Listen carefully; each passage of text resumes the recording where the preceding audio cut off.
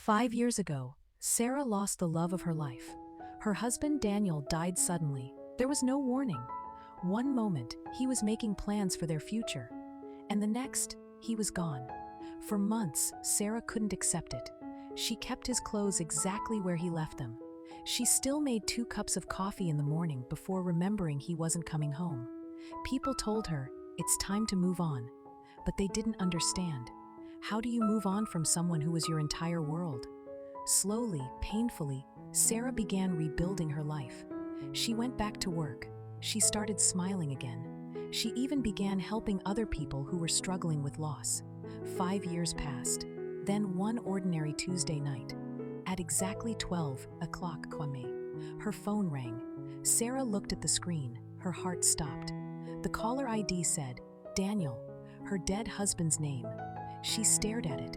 The phone kept ringing. Once, twice, 3 times. Finally, with trembling hands, she answered. Hello? Silence. Then she heard a man's voice, weak, shaking. Sarah. She couldn't breathe. It was him. Or at least, it sounded exactly like him. Daniel? There was a long pause.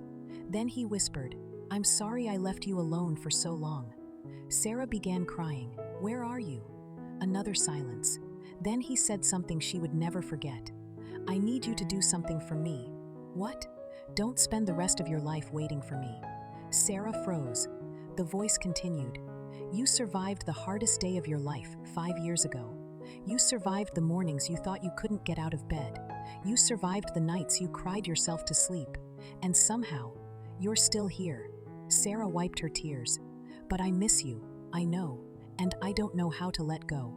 The voice became softer. You don't have to let go of the love. You just have to let go of the pain. Then the call ended. Sarah stared at the phone. She immediately called the number back. It didn't exist. She contacted the phone company. They had no record of the call. Nothing. No explanation, no answer. But something inside Sarah had changed. For the first time in 5 years, she stopped asking, why did this happen to me? And started asking, what can I do with the life I still have? The next morning, Sarah opened Daniel's old box of belongings. Inside was a photograph of them together. On the back, he had written, if I'm ever gone, promise me you'll keep living. Sarah smiled through her tears, and she finally understood. Sometimes, life doesn't give us the ending we wanted. Sometimes people leave. Sometimes dreams disappear. Sometimes the future we imagined gets taken away from us. But that doesn't mean our story is over. Maybe the greatest twist in life isn't getting back what we lost. Maybe it's discovering that, despite everything, we still have the strength to begin again. So if you're listening to this while going through something painful, remember, Sarah, you may not understand your story today.